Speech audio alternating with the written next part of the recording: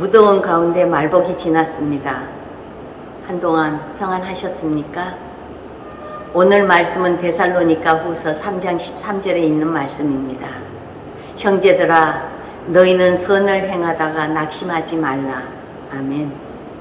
임마누엘 칸트는 사람은 죽음을 맞이할 때 착한 말을 한다고 말했습니다. 사람의 일생을 동안 행진은 결국 선을 향해 가는 행진이라는 말씀입니다.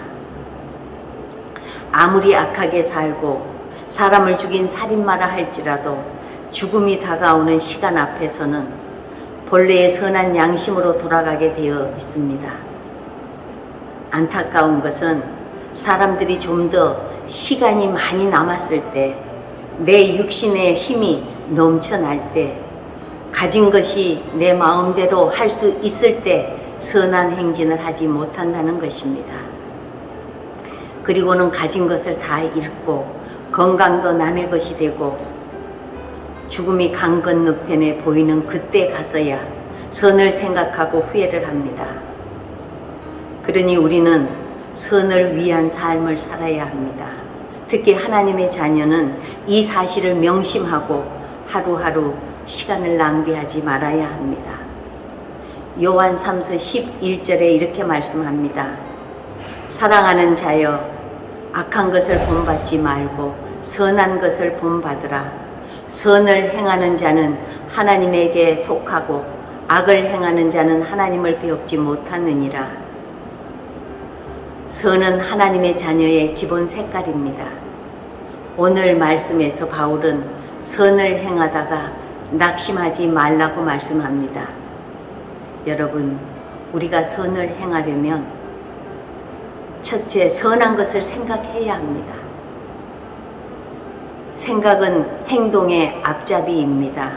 생각은 행동의 방향타와 같습니다. 사람들은 무슨 잘못을 해놓고 무의식 중에 그렇게 했다고 발뺌을 하지만 우리의 행동은 럭비공이 아닙니다. 제멋대로 튀는 법이 없다는 말씀입니다. 생각을 했기 때문에 이러한 행동이 나오는 것입니다.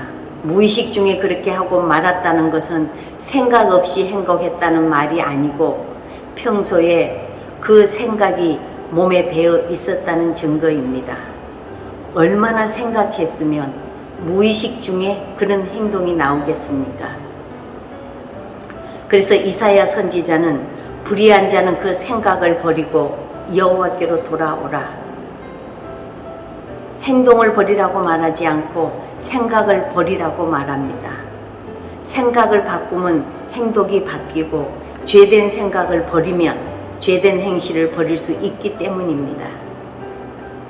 한 주일학교 선생님이 부자와 나사로 이 얘기를 아이들에게 들려주었습니다.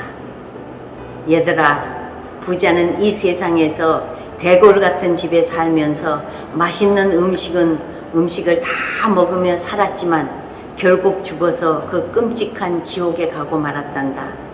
하지만 거지 나사로는 비록 이 세상에서는 구걸을 하며 살았지만 천국에 갔어.